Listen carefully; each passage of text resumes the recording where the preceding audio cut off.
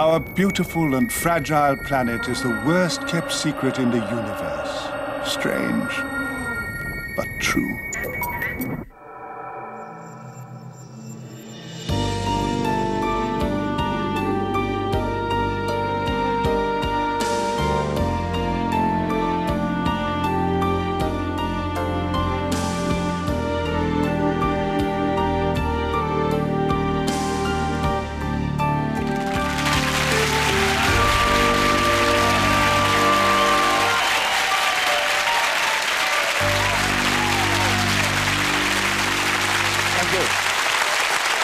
Thank you very much. Good evening. Good evening and welcome to a special edition of Strange But True, live from the London Television Centre. Tonight, committed UFO investigators and skeptics will debate one of the great unanswered questions of the 20th century, which is not, do UFOs, unidentified flying objects, exist, because they undoubtedly do. The question is, are some UFOs actually extraterrestrial in origin? You at home will have a chance to vote with your opinion, an opinion that might change as the debate progresses. These are the numbers you can ring. 0891 980 111 if you believe aliens have visited Earth. 0891 980 222 if you believe they haven't. A call won't cost more than 10p and lines are open now and will stay open for the next 90 minutes. Now, it was 50 years ago this week that an American pilot reported the first flying saucer. And since then, there have been thousands more sightings. Most, on investigation, have been found to have a perfectly rational explanation. But in tonight's programme, we'll be looking at some of the most inexplicable sightings. Live by satellite, we'll hear amazing revelations from astronauts. And in the studio, we brought together some key witnesses. Penny Smith is with them now. Thanks, Michael.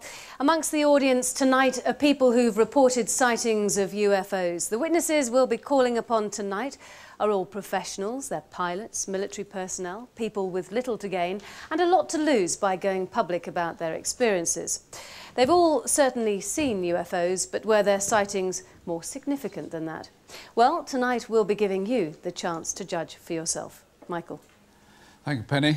Tonight, we're joined by 6 people whose views are clearly divided on the subject of aliens and UFOs. 3 of them are firm believers that extraterrestrials have already visited the Earth. And 3 of them, I think it's fair to say, are not. To argue the case for alien life on Earth, or in the skies immediately above us, please welcome Nick Pope, Timothy Good and Stanton Friedman.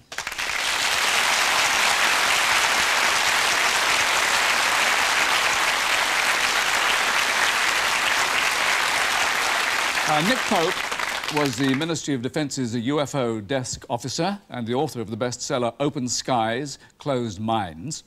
Timothy Good is a UFO investigator and author of another bestseller, Beyond Top Secret. And Stanton Friedman is a nuclear physicist and author of Top Secret Magic, an investigation into UFO cover-ups. And on the other side, Dr. Chris French, Dr. David Hughes and Professor Frank Close.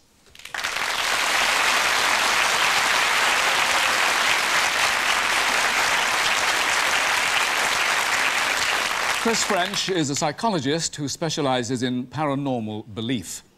David Hughes is a professional stargazer and he's head of astronomy at Sheffield University. And Frank Close is a theoretical physicist in Oxford. I don't think Frank has a current book to plug, but a lot of people are very excited about his forthcoming paper called From the Electron to the Top Quark, A Century of Particle Physics. I'm looking forward to that. Enjoyed the last one very much. Now, so let us get one thing very clear from the start. You, gentlemen who support the UFO belief, actually believe what would be one of the most momentous events in human history, which is the arrival of extraterrestrials in our solar system. In fact, to our planet. You say this has already happened. Many times. Simple as that. Yeah, simple as that. Overwhelming evidence. Well, you have more to say on that subject as we go along through the programme. I think so. Yes. So, Timothy? I'm absolutely convinced that a sizable percentage of all UFO reports are absolutely genuine, represent possibly extraterrestrial craft. Yes, I'm convinced of that. And Nick, what's your view? Yes, 3 years of official research and investigation at the Ministry of Defence convinced me that there are extraterrestrial craft visiting here now. All right, now let's ask the sceptics. Of course, you don't take any of this on board, do you?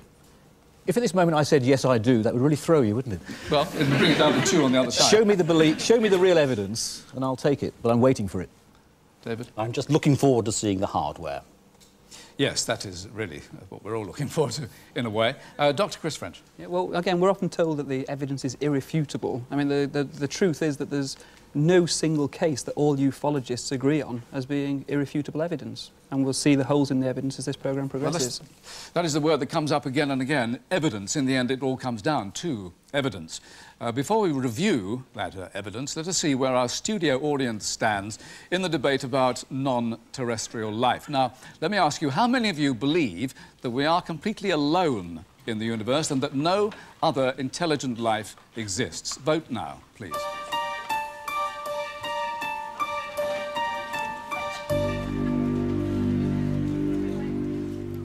Right, let's see the answer to that vote. Are we alone in the universe? 21% say yes, 79% say no, we are not. All right, another question. How many of you believe that aliens have actually visited Earth? Press yes now if you think they have, and no if you don't.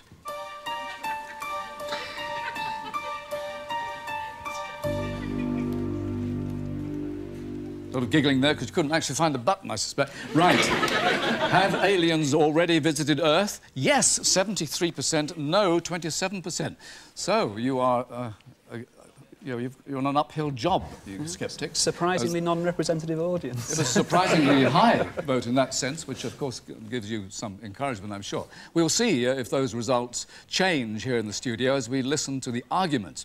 You at home can vote on the big question, have aliens visited Earth, by dialing 0891 980 111 if you think yes, and 0891 980 222 if you think no.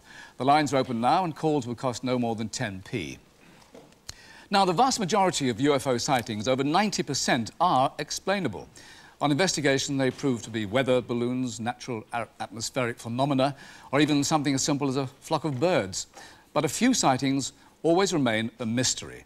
That on its own, of course, neither proves nor disproves the existence of alien life. But the testimony you're about to hear is certainly intriguing. The sky at night, a vast expanse of stars and planets. But as we watch the skies, is anyone out there watching us, watching them? 065, 450 knots. For almost 50 years now, military and civil pilots have been reporting strange objects in the sky.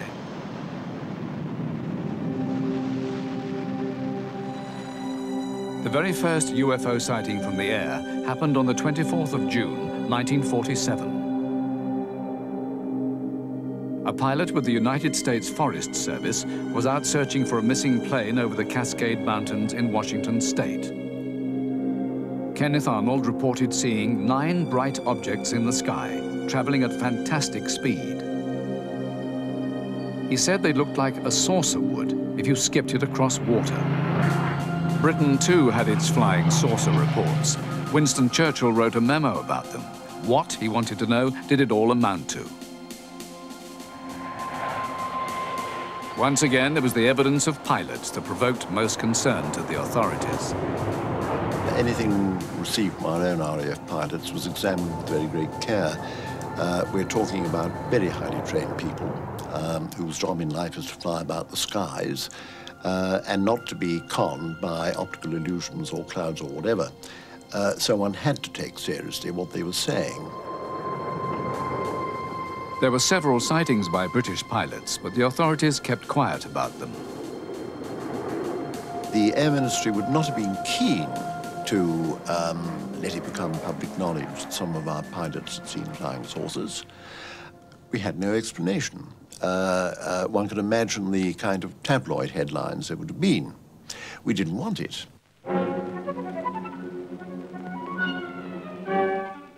On the day of the eclipse of the sun, some of the crew and passengers of a BOAC stratocruiser. But while military sightings remained secret, reports from civil pilots escaped censorship. That's what it looked like, very roughly. I think there's no question that it was no illusion and that it was being intelligently handled.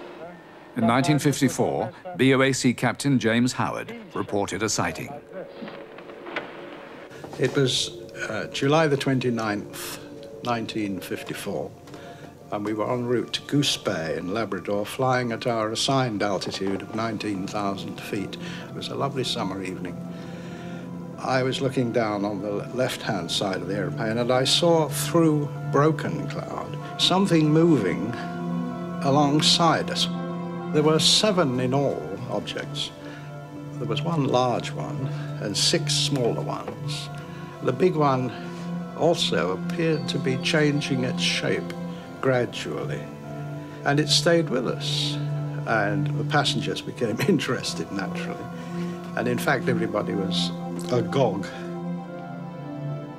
We couldn't tell the passengers what it was because we just didn't know. Some were laughing about it, and some were saying, oh, it's, Martians have landed, and silly things like that, but no one knew. Today, more pilots are coming forward with their stories of UFO sightings. Pilots like Graham Shepherd, who saw one in 1967. Now, the senior captain we were flying with at the time, he advised us strongly that we shouldn't report it, we should make no mention of it at all. And at that time, way back in 1967, he said quite clearly to us that it would compromise our careers if we talked about it. But Graham is now prepared to talk openly. We were flying from Scotland back to London, cruising at about 24,000 feet. The Preston radar controller at the time, he advised us that we had fast-moving opposite direction traffic in the airway, heading towards us at our 12 o'clock position, which was straight ahead. Now, of course, we looked out, three-man crew, we looked out, and into view almost immediately came a disc-shaped craft. The sun was shining on it. I was looking down on a disc about 30 feet diameter with a slightly raised center portion, no markings that I can remember, but it was shining in the sunlight. It was certainly metallic. Any high-speed airplane so close to us would have given us a bump.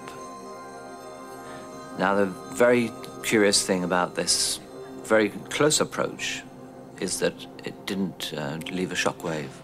The most convincing UFO evidence would involve independent sightings by a number of pilots and confirmation by radar. There is one such case. It's called the Kaikoura incident. 2 planes were buzzed by UFOs in separate incidents on the same night. One was flying south over the Kaikoura Peninsula in New Zealand. It was piloted by Captain Vern Powell, with First Officer Ian Peary. There was this large orb. We had no idea what it was just a light hanging in the sky. The effect on me was prickling at the back of my neck. That soon ceased when I realised that we weren't being attacked at all, that it was just out there. The object trailed the plane. It was picked up on the radar screen at Wellington Airport. Flaps 20 degrees. They would describe a light that they could see that would be moving north over the hills beyond Blenheim, and we would see, coincidentally, a target on our radar that was also moving north at the same time, and made us think that perhaps these things were related to each other. We were sure they were an aircraft because they were flying in too tight a pattern, and secondly, no aircraft had been notified to us as being airborne that night. They would had to have had a clearance from me to operate.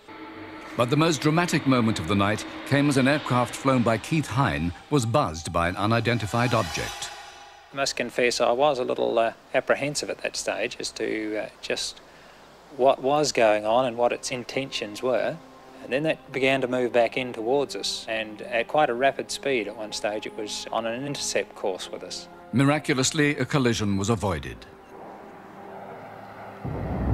But it's not just aeroplane pilots who make credible witnesses.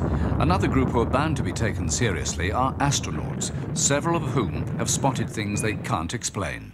Okay, I'm tracking you guys optically. It's really working good. 124.04, and we'd like that. In February 1971, Edgar Mitchell became the 6th man to walk on the moon during his mission with Apollo 14. It's been a long way, but we're here. The idea that we are the sole evolved species in the universe is an absurd notion.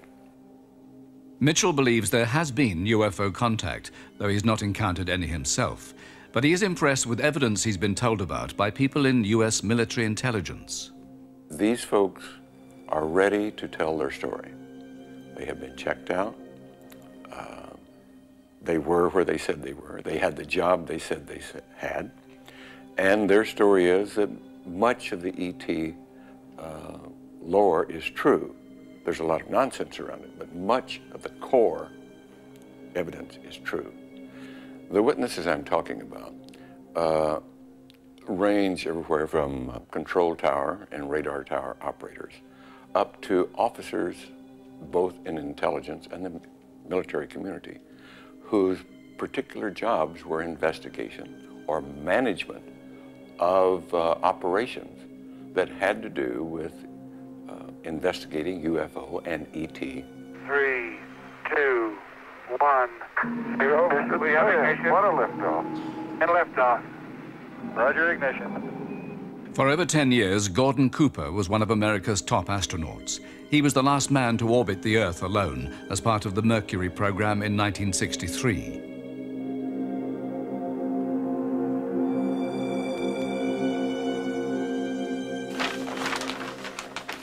Today, age 70, he is still active in aviation. He saw saucer-shaped spacecraft when he was a young test pilot at Edwards Air Force Base. He tells his story for the first time. I had a camera crew who was working at Edwards, filming the installation of a precision landing facility on the edge of the dry lake bed when a small saucer flew over them, put down 3 landing gear and landed about 50 yards from them out on the lake bed.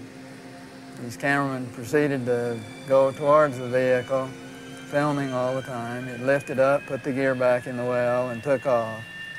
They came to me and told me what had happened. I had to report it to the proper authorities in Washington. In the meantime, they were developing the film, brought the film to me when it was developed, and I saw the film personally. I stuck it in a pouch and sent it to Washington as ordered to do so, and that's the last I saw it.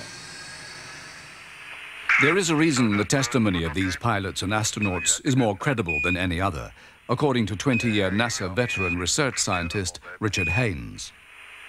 The pilot brings to this whole field a rather unique and very important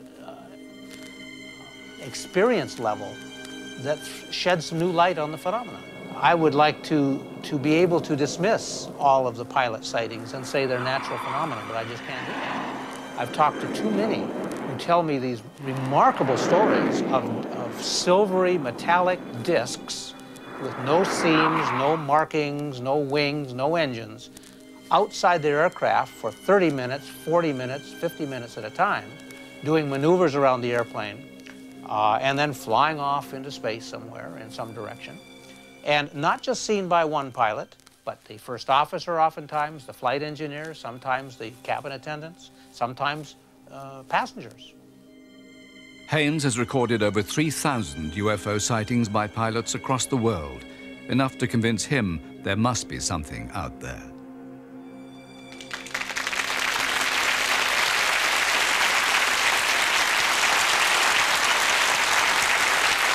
So is it, after all that, is it likely that witnesses such as professional pilots have been fooled by imaginary lights, strange atmospheric phenomena, or other aircraft? Earlier, we heard Captain Graham Shepherd recount his own UFO experience, and he's boldly agreed to join us tonight. Graham Shepherd.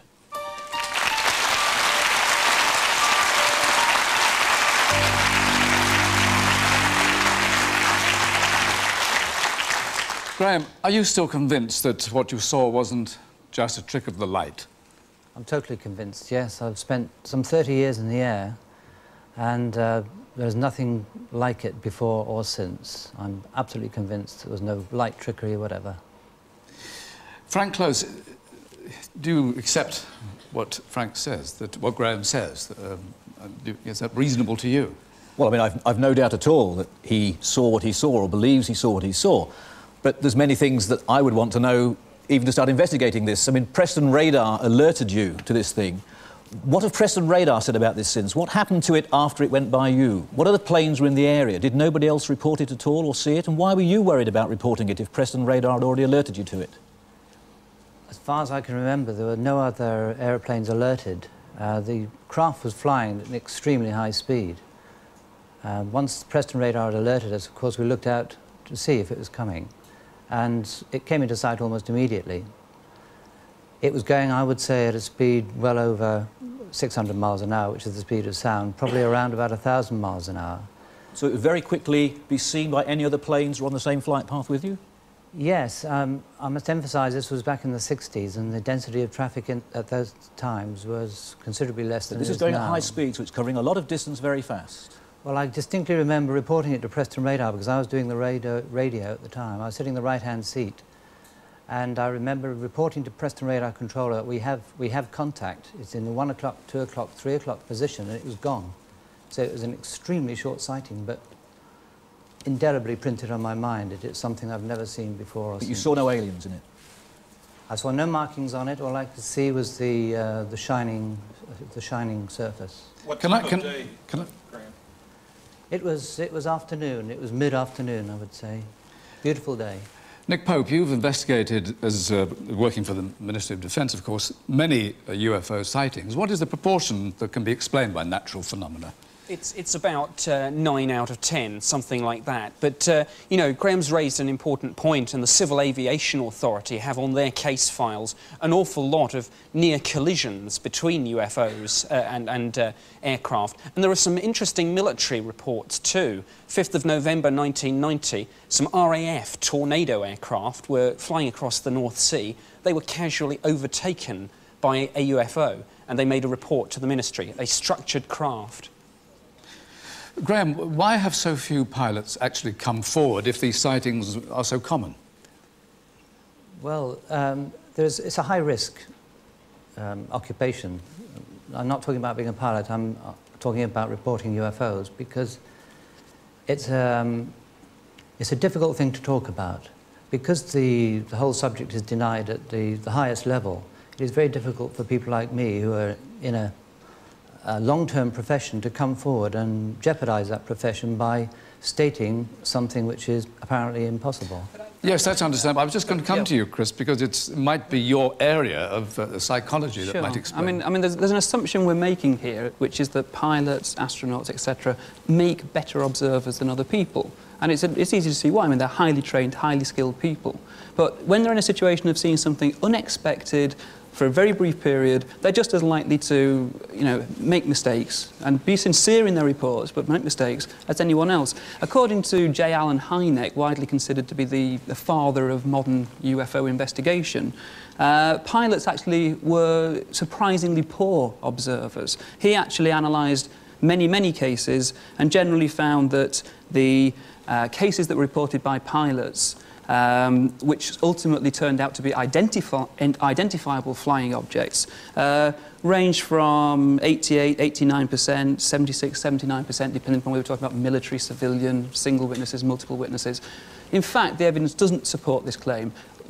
I'm sure that the other panel must agree that at least some of those cases that we've just seen dealt with would no doubt have mundane explanations had they been investigated fully. Statistically, that should happen. I think you have to understand here that the question isn't whether 60, 40, 30, 20% of pilot sightings or anybody else's are alien spacecraft.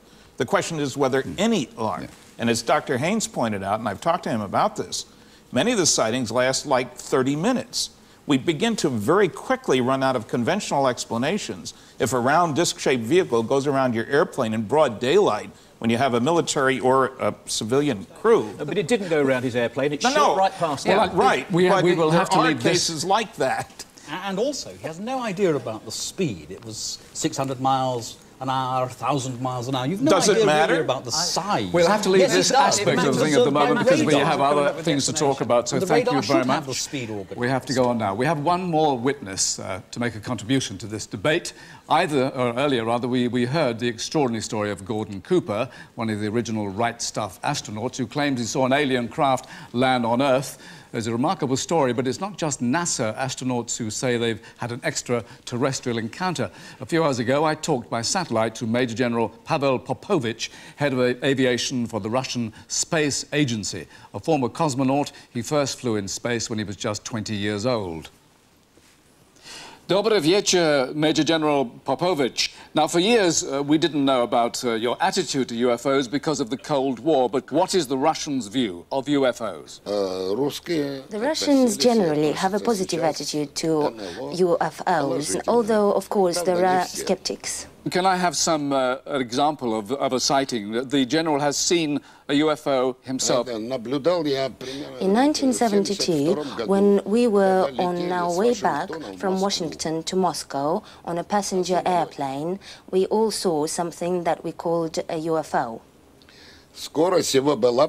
It was going parallel to us on a slightly higher speed. No one observing this object could come up with any theory of what it was. General, did you think that what you saw was an alien craft?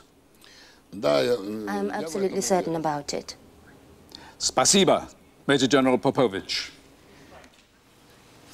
Well, thanks to the General, thanks to the translator, and thanks to our English pilot earlier on. It's now time for us to take a break. Remember, if you want to take part in our telephone poll on the big question, have aliens visited Earth, ring 0891 980 111 if the answer is yes.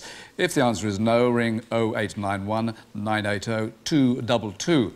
After the break, we'll be looking at one of the most sensational UFO incidents ever, which happened right here in Britain. We'll be talking live to the Air Force officer who made this dramatic tape recording.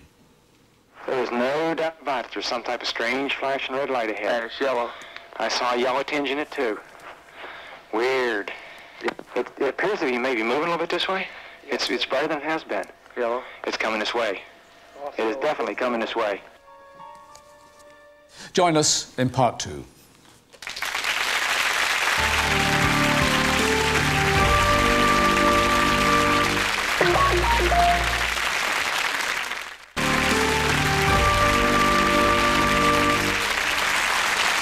Welcome back. I've just been told we've had 30,000 calls so far, all voting, I hope.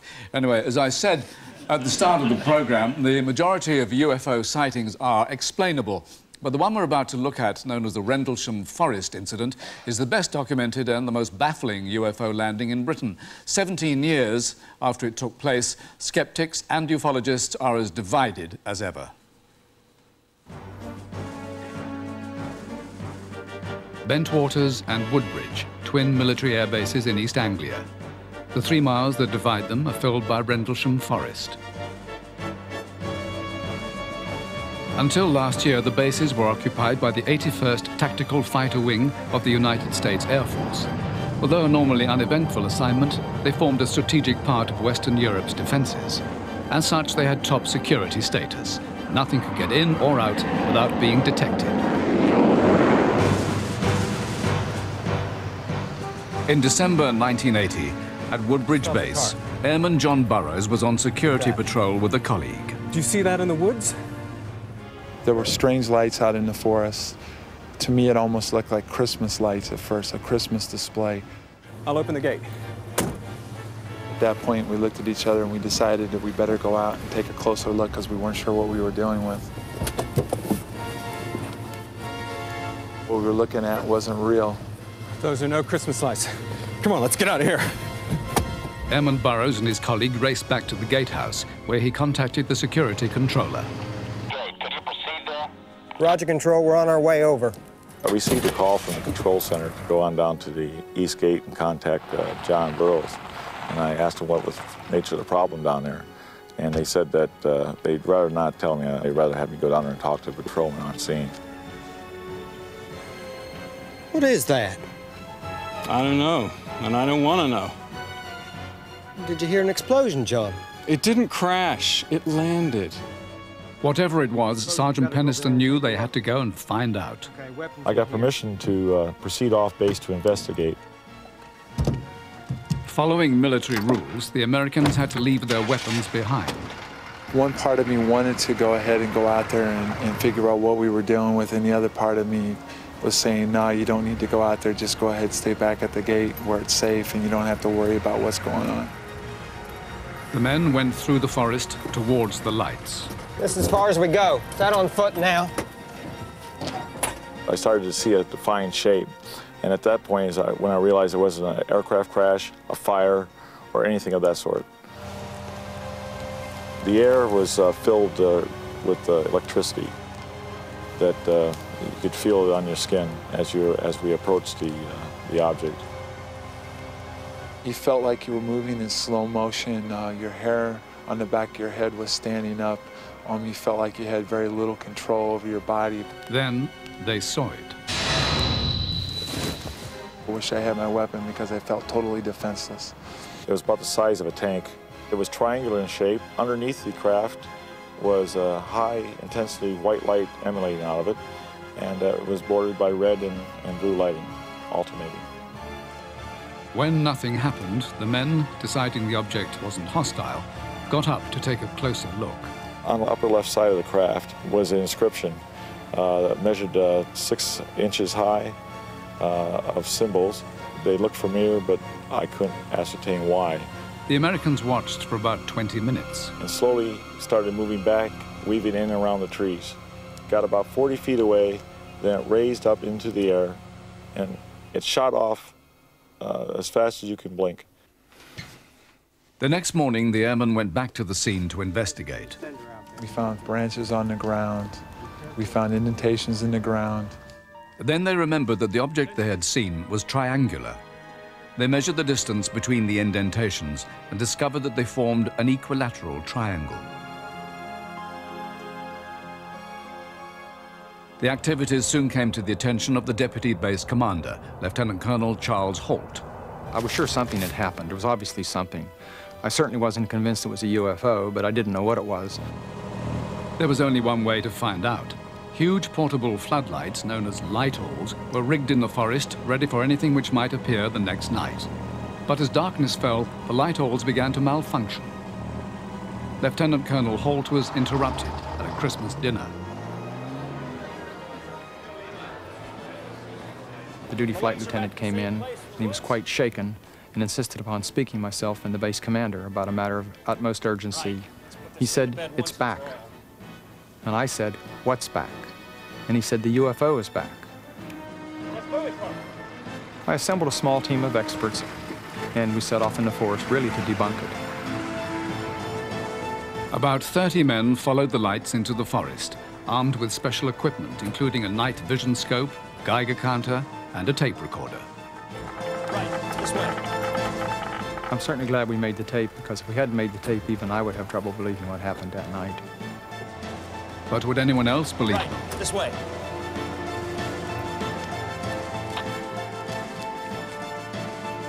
It appears that he may be moving a little bit this way. It's brighter than it has been. Yellow. It's coming this way. It is definitely coming this way. I knew there was something there. There had to be something there. But I also was firmly convinced there was a logical explanation for what was going on.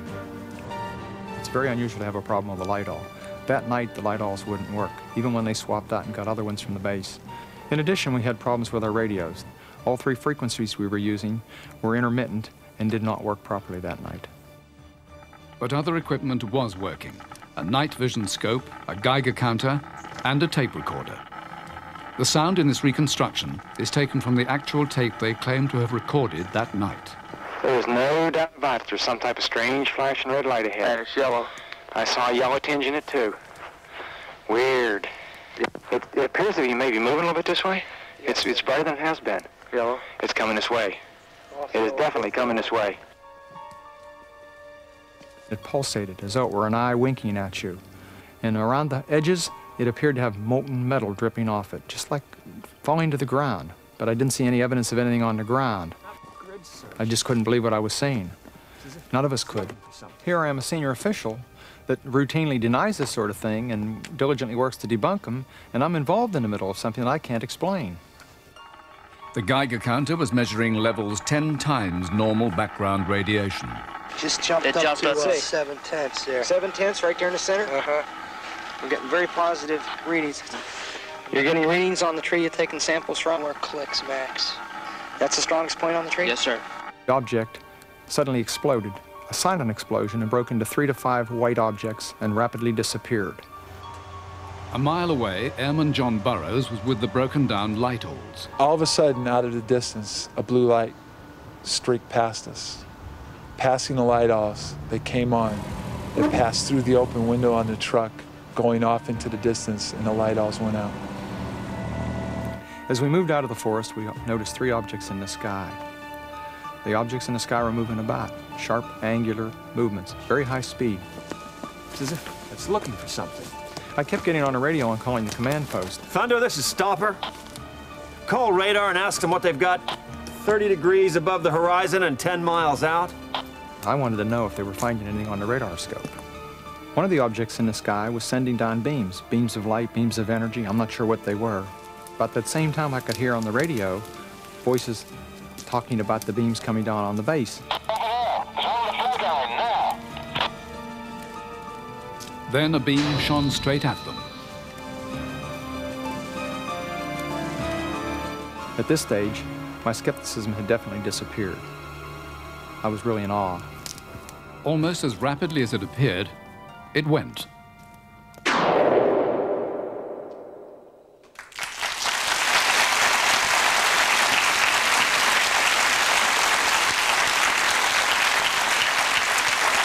So, what really did happen in Rendlesham Forest that night? Ian Ridpath, journalist and a fellow of the Royal Astronomical Society, dismisses Colonel Holt's account, and tonight he offers his own theory. Ian Ridpath.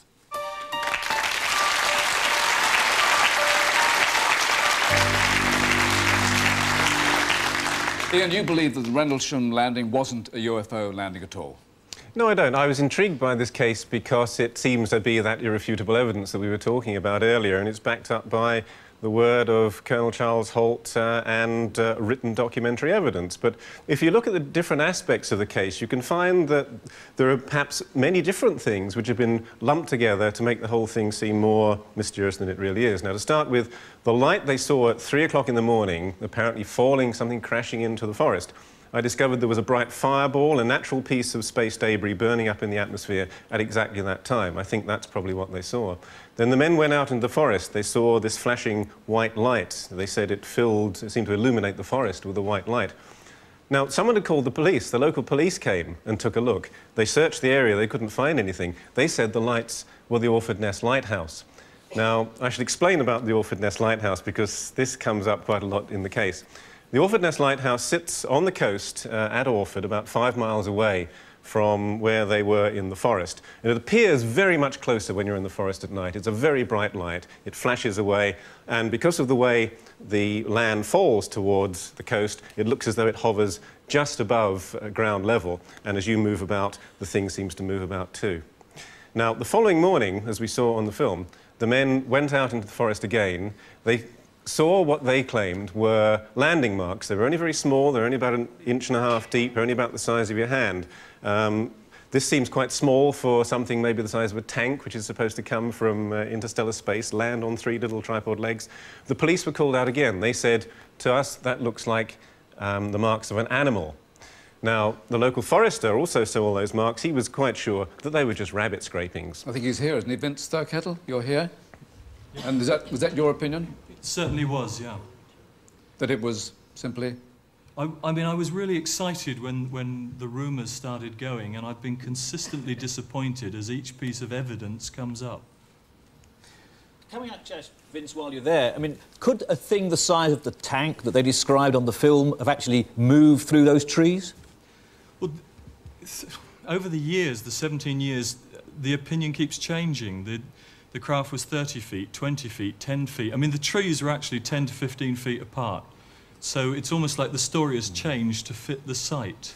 Can I ask Nick Pope about the radiation readings? Because we reported in the film, were very high. That's right. I mean, all these theories about lighthouses, and I've heard it said that the triangular indentations in the forest floor were due to rabbits. Well, they must be radioactive rabbits, because I checked these out with the Defence Radiological Protection Service when I was working at Secretariat Air Staff in the MOD, and they certainly did confirm to me, yes, of course, there's background radiation everywhere. We wanted to make sure it wasn't that, and it was indeed 10 times normal. So the lighthouse theory, clever though it is, I'm afraid just doesn't work. Frank Close, how do you explain this radiation?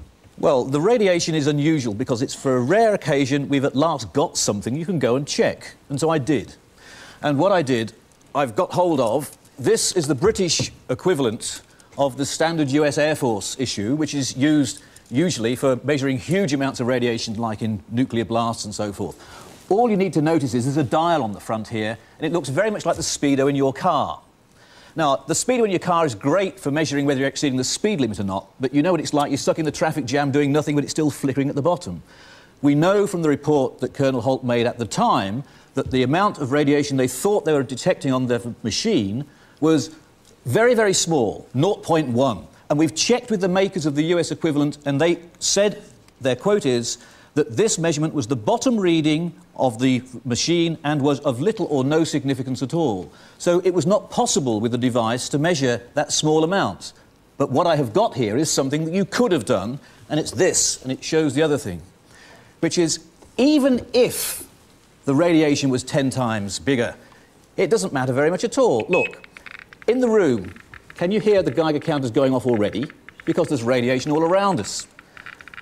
Here I've got some rock that you can find lying around if you live in Cornwall all over the place. It's pitch blende.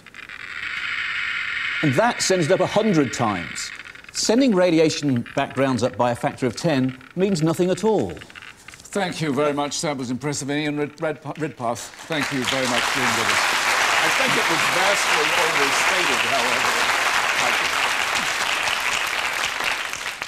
Stanton Friedman says we overstated that, but there are more arguments to come. We've heard a few, but now let us hear from the man who was there that night, Colonel Chuck Holt.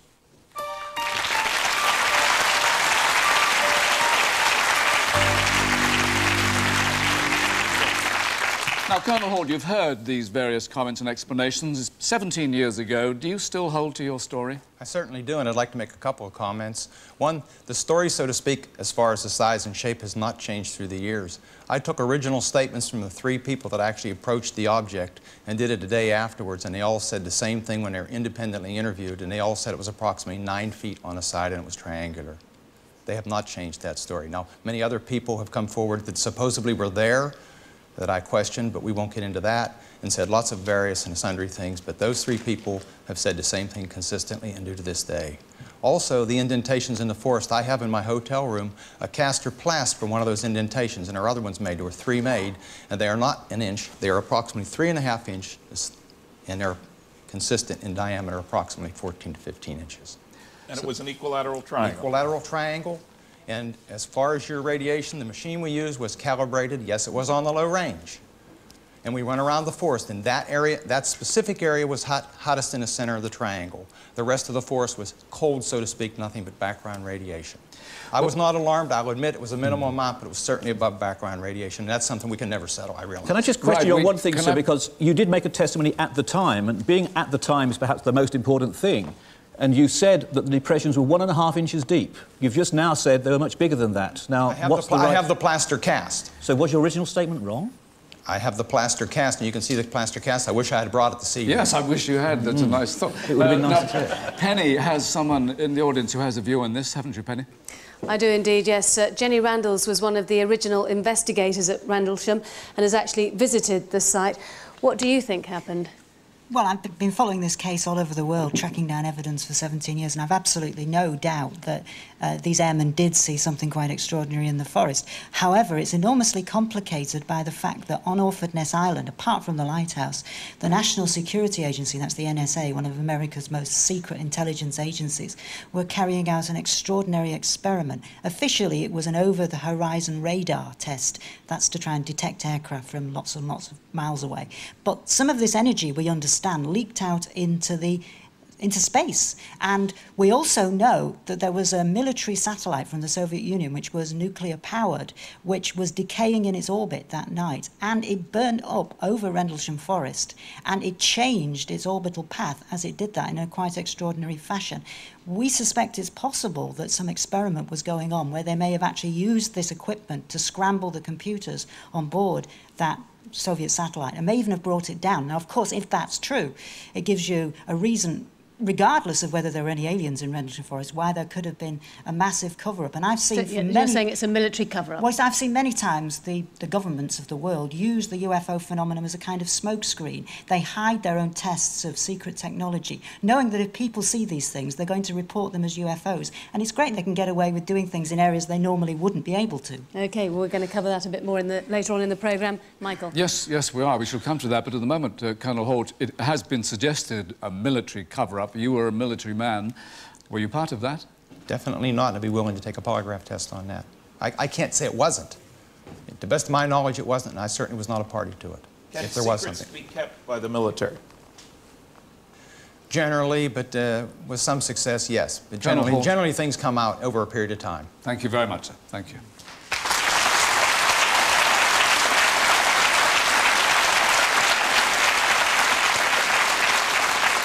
Remember, if you've made up your mind on the big question, have aliens visited Earth, ring 0891 980 111 if it's yes, and 0891 980 222 if it's no. So, join us in a few minutes, if you will. Bye for now.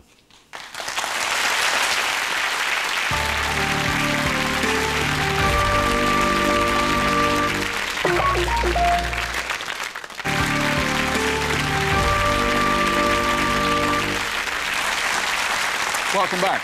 Now let's address a crucial matter, the number of independent witnesses who've come up with the same account of flying saucers. Why do so many of them claim to have been abducted by aliens?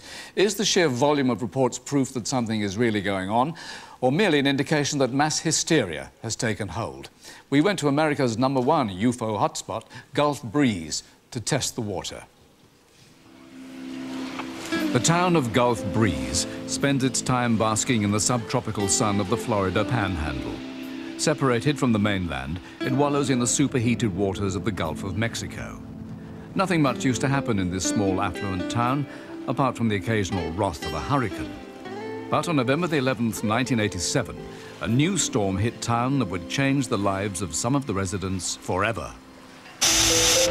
My thoughts were to catch a picture of it as it went overhead.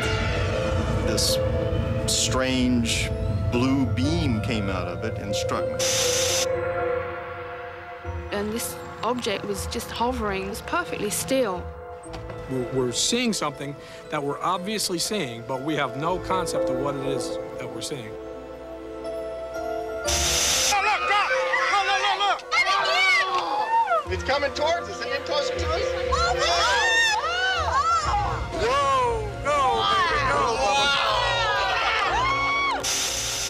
It was a reader's contribution to a local Gulf Breeze newspaper which sparked off a unique phenomenon which would draw in tens of thousands of people. I returned to the office one day and my secretary said that a man had brought in some UFO photographs. That man was Ed Walters, a local builder, but he wasn't the only one who saw strange things over Gulf Breeze. My wife and I had been in town and setting up tables at our church. As we were driving towards our home, suddenly up ahead, I saw this craft hovering above trees, and I pointed it out to my wife, and we watched this thing as I drove toward it.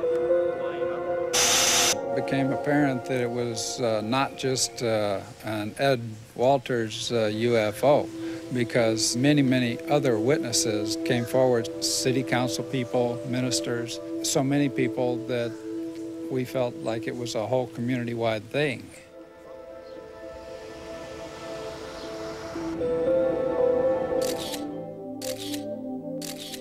UFO researchers were intrigued.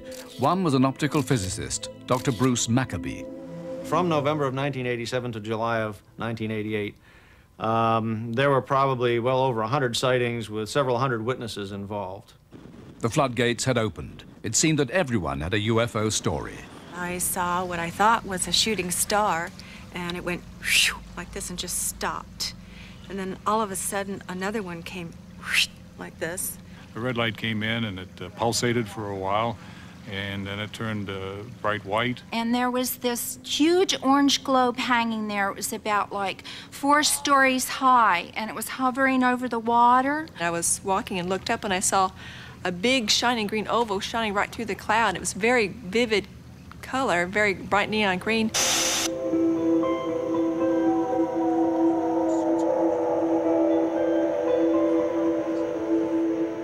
The atmosphere in Gulf Breeze started to reach fever pitch, with people desperate to see their own UFO. Residents started to congregate on the beaches at night and became known as the Sky Watchers. Come on, follow it down. Shoot her up. Shoot her up. Shoot her up. It's turning. Something's pointing down out of it. There is. Oh, big, red, bright. It's coming towards us, isn't it? I can see that with my naked eye. Wow. And it's shooting out to the right. We started going out on watches, and from there on, it's just been a wild and crazy ride of watching UFOs in the sky around here. There's 2 of them. There's 3 of them. Did you see the white? Did you see the white black spot in the middle with the ring on around it points of light all over? Look, drop. So what were the Sky Watchers seeing? Gulf Breeze has one of the world's highest concentrations of air bases, which makes it almost impossible not to see an aircraft when you look up at the sky. Whatever the truth, it certainly seems that many people in Gulf Breeze believe they've had a close encounter. This has led to the foundation of a most unlikely support group. I know that I fought them. I mean, I can remember fighting them, you know, because I remember kicking one and I remember punching another one. So I know I fought them. I started this support group about 3 years ago for people who felt that they had been abducted by aliens and taken aboard a craft and had medical procedures performed on them, then brought back. What I was standing at my kitchen window, and one of the little fellows was outside the window, you know, eye high, even though he was really a short fellow. Somehow he was eye to eye with me, and I'm pounding on the blinds and just screaming at him, "Go away, you can't come in." And all his reaction was, you know, just kind of thinking to me was, well, gee, I thought we had some kind of a relationship. He was surprised that he thought I would ask them in. I was riding my bicycle, and a craft did come down and take me, and they were doing surgery on my knees. So are these people hysterical, or are they really experiencing alien visitation?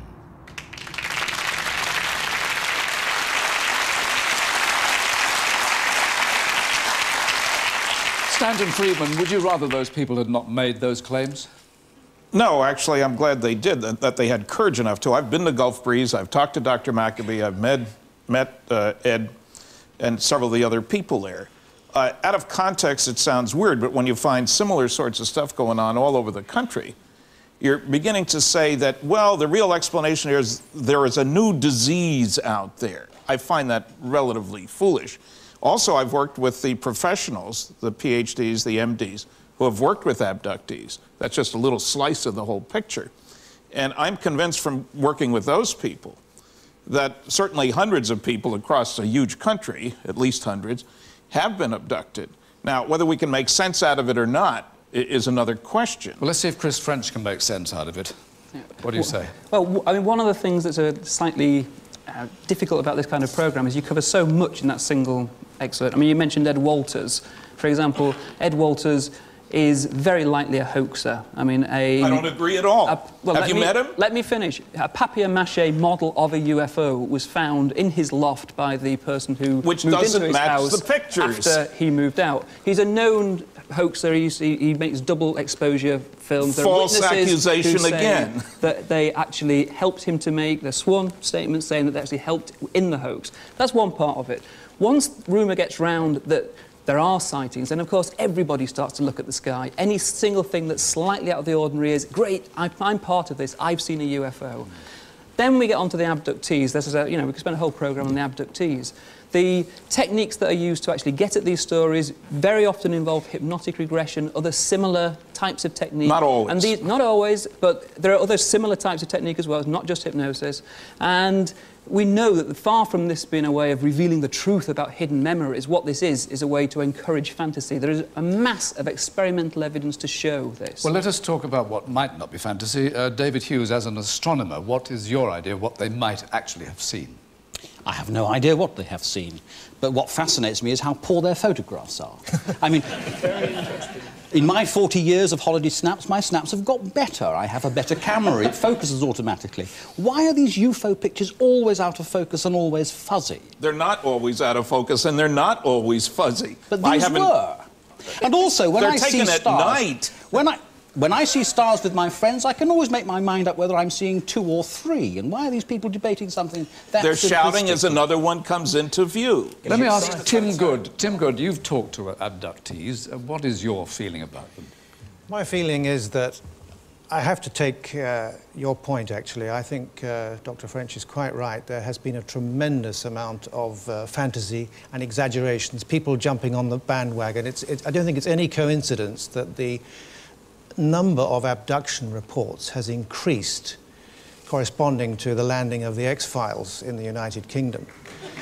Having said that, I have spoken to people who have fully conscious recollections of having been abducted. No hypnosis involved, which I think can be very unreliable and dangerous, and I'm convinced that some of those people have actually been abducted. Frank, what do you think? I think I'm very concerned about the danger aspect. I am concerned about the way that people, for whatever motives, are exploiting these sort of things, and people, some of whom might well need real medical treatment, are being taken off by these hypnotherapists or whatever they call themselves. This is a serious matter, and I find programs like this somewhat concerning to me, that the way they increase this hysteria. It's not a good thing.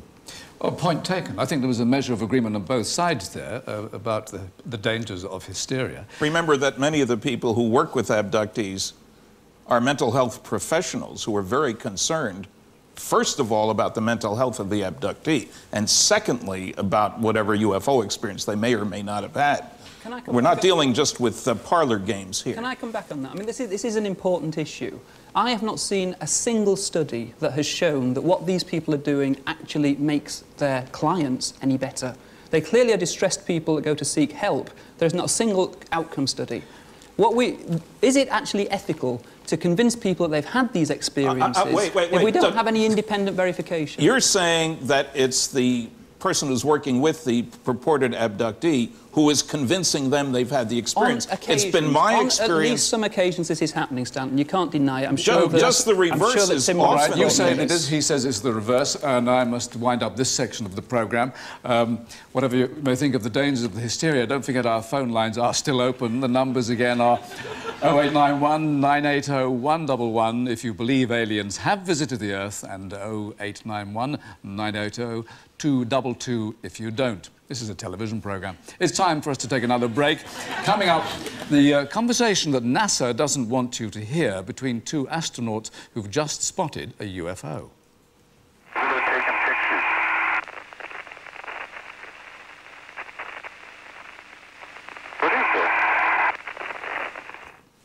Well, don't go away. We'll be back with more of that incident and its unexpected conclusion.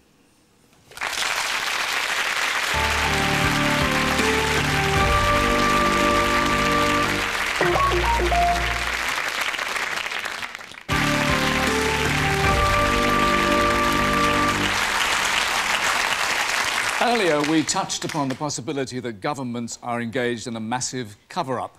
Now, the footage we're about to show was supplied to us by an aerospace communications consultant who was monitoring NASA transmissions. As far as we know, this is the only tape that exists. What you'll hear is a conversation which takes place between 2 experienced astronauts, Mark Lee and Stephen Smith, shortly after they returned to the shuttle's airlock from a spacewalk in which they undertook repairs to the Hubble telescope. It took place on February the 18th this year. Now, what you see here is NASA's control at Houston.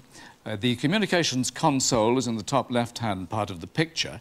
You'll hear the conversation the astronauts are having, and then you'll see an official get up over on the left here suddenly and go to the console, shortly after which the transmission is terminated. Here's the conversation.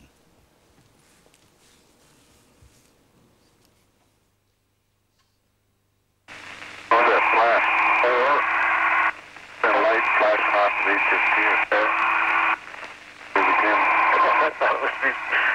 What? I just thought of it in my imagination. Yeah, I saw it too, so it's not. There's two of them.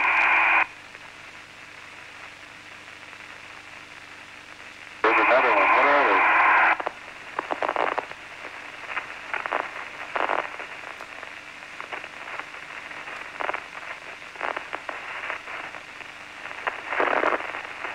Let me show the lights flickering in here.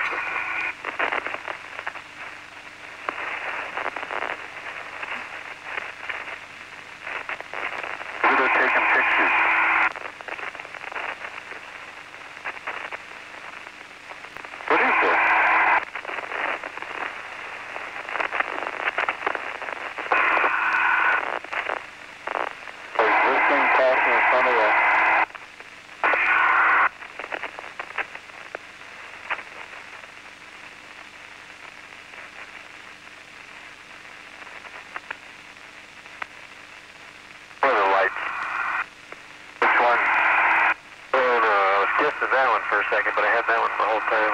Yeah, I was looking at that one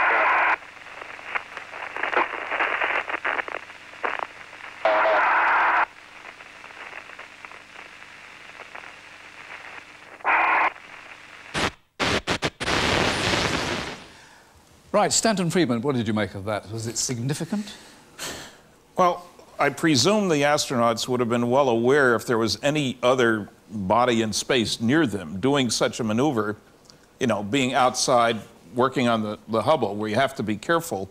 So I don't think we're talking about local flights of any airline, so to speak. What it was, I don't know. The usual explanation for strange stuff near the shuttle is pieces of ice that come loose when it rotates, other things related to the shuttle itself. On the other hand, I would have to expect that these guys would be extraordinarily experienced at that. They've been outside, they've seen stuff go off it. I don't know what to make of it. I've heard about this, but I hadn't heard it before. Well, let's see. I'm fascinated. Yeah, Frank Close. Well, could I come in on this one? I think I might be able to actually solve a mystery live on air. I have been informed by James Oberg, who I'm sure you know, that what's actually happening here, as we've actually heard, the astronauts were in the airlock at the time. Now, they were basically dozing, then they noticed some LEDs on a piece of diagnostic hardware that they'd brought in with them and started musing about the lights on that box. They were inside the airlock. Even the UFO webpage makes this clear, and there's only a 3-inch window with a view of the payload bay. It's impossible for them to have seen anything in outer space. Now, we can check this. We don't need to argue about it. Explanation. Argue, I don't know. This, of course, is one of a number of very interesting tapes that have come forward from NASA. And I've heard it said on occasion that some of these objects, and of course there are some films of this, are ice crystals falling off the shuttle. Well, some of these films, and I don't know whether we have them, but you know, they're intriguing viewing, show objects which move and then stop and then change direction. These are things, I think, clearly under some sort of intelligent control. Well, hopefully we're going to actually have Captain Edgar Mitchell on a video link. Am I right on that? Yes, yes. He actually is on record, and he's, as you know, very much a pro-UFO person. He is on record as saying that all of the reports, alleged reports from astronauts are, we're after the watershed, bullshit. Well, I think there are some... Yeah, but that's a nice word to use to go on to the next item. I'm not going to use it myself, but we asked NASA to supply us, incidentally, with the original stock footage of the airlock incident on mission STS-82, I think it was called. They said they were unable to do so. They also denied there was any incident on that mission involving strange lights and said the conversation in the airlock related to a faulty light on a console inside the shuttle, which ties up with what you said.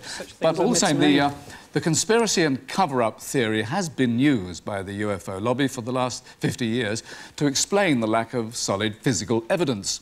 Are governments behaving unreasonably, or is the truth less fanciful and they're simply trying to protect their own military secrets?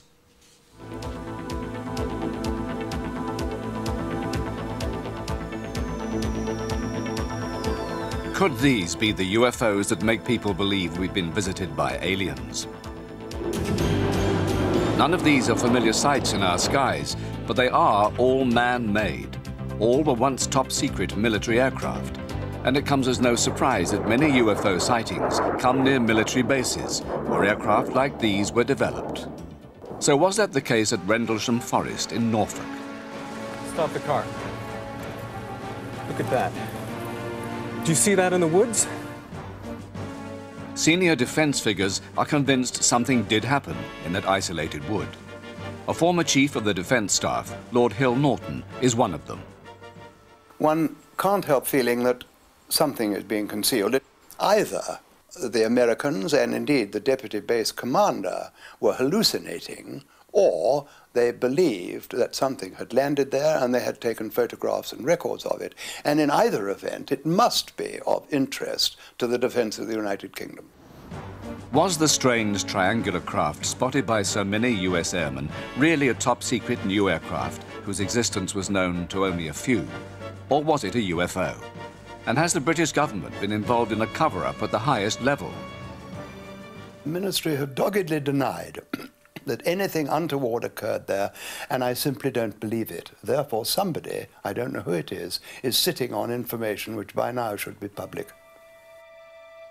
In the USA, many sightings have come in or around this vast top-secret complex. Known as Area 51, it is a known proving ground for new aircraft at the cutting edge of technology. It is patrolled day and night, and warning signs are everywhere. Intruders risk being shot. What is the American government trying to hide? We acquired this unknown object, aircraft some type, one, and appears to be going outbound real slow. There's hardly any range velocity. This remarkable footage of a craft was allegedly filmed by United States Air Force cameras inside Area 51. It was smuggled out and has undergone rigorous examination, but still baffles the experts. The craft is doing things no conventional aeroplane is capable of. I'm familiar with footage taken by these kinds of cameras at this test range, and it does look extremely authentic, so I think a fake or a hoax is unlikely. What's interesting is the reaction of the observers you can hear in the background here. Where'd it come from? Way down on this unknown aircraft. T1 control doesn't know what type of aircraft it is either. These people are used to seeing hundreds of airplanes cross this test range every day. They know all about military jets, yet what they're seeing clearly baffles them. And when you look at some of the data that's scrolling in the screen, you can tell, for instance, it's hopping about all over the place. It's staying stationary, it then moves off very fast. It's doing things that no normal aeroplane would do, so it's pretty baffling. It is, in the strictest sense of the word, an unidentified flying object. Is this a UFO or a new jet? Or is it a man-made object based on technology made from a captured spacecraft? Some people believe so. I have talked with high-level people whose duties, in the course of their duties, had the occasion to examine either material, reports, or bodies, or have knowledge thereof, that confirms the presence of ET on our planet and spacecraft and such technology as they brought with them. It would appear from my investigations and the investigations of others that since the days of Eisenhower and John F. Kennedy, that high-level peoples in the U.S. government, and perhaps other governments, have been systematically excluded from detailed knowledge of this because they had no need to know.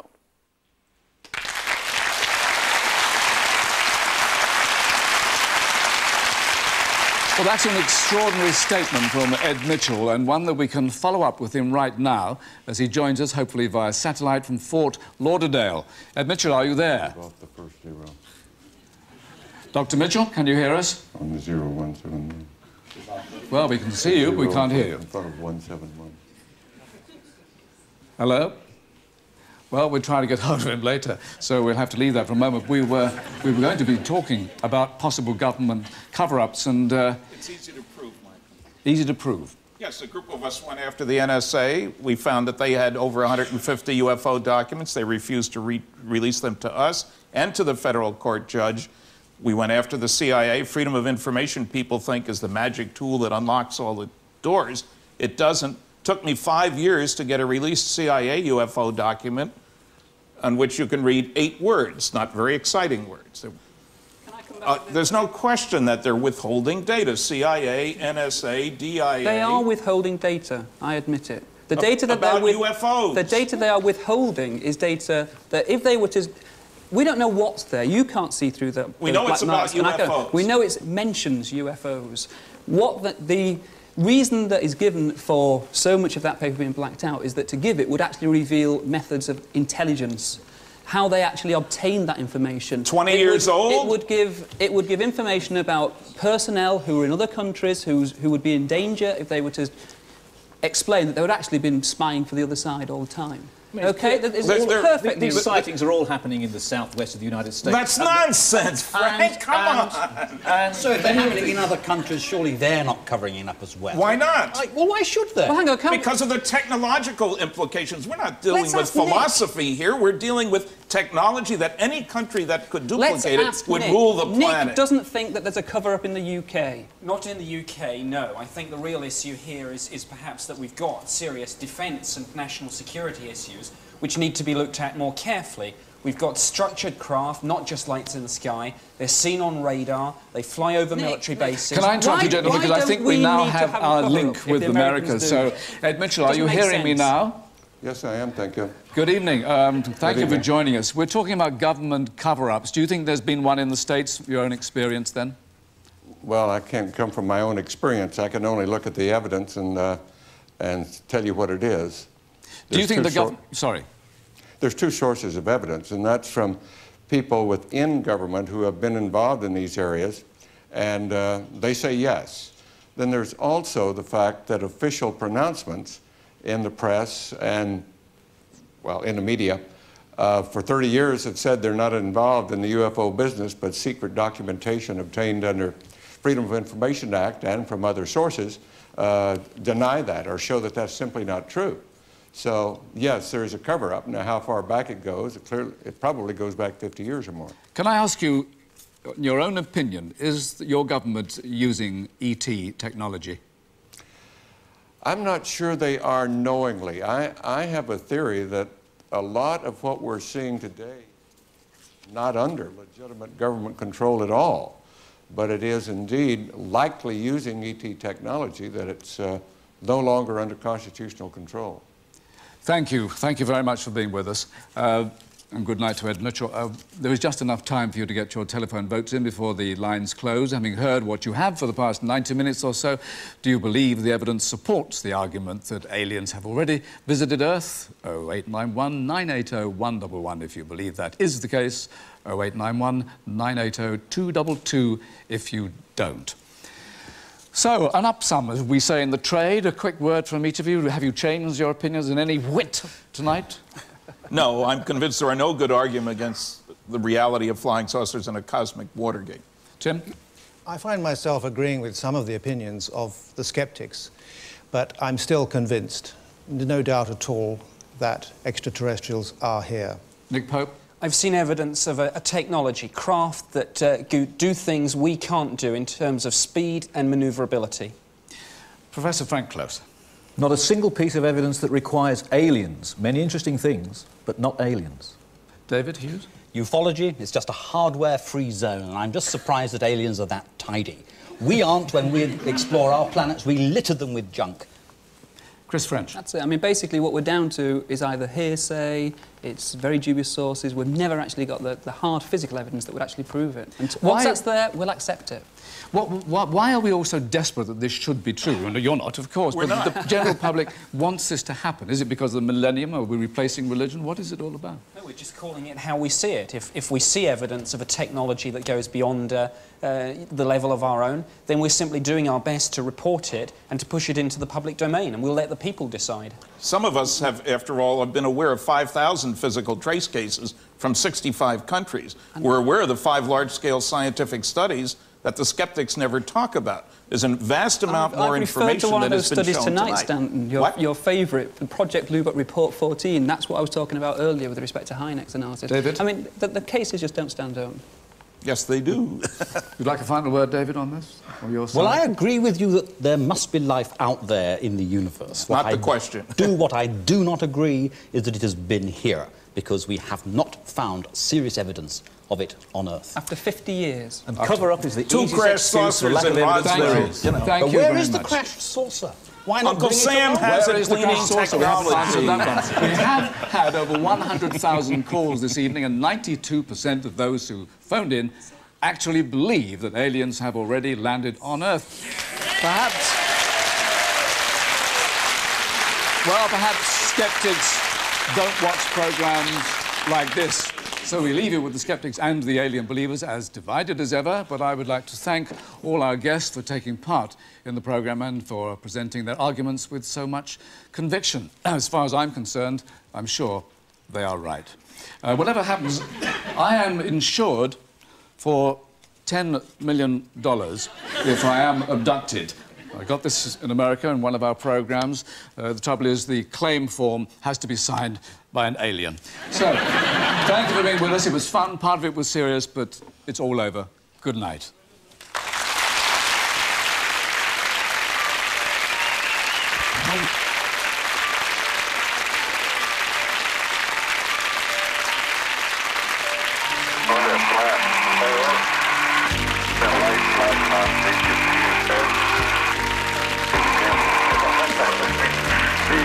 I just thought it was my imagination.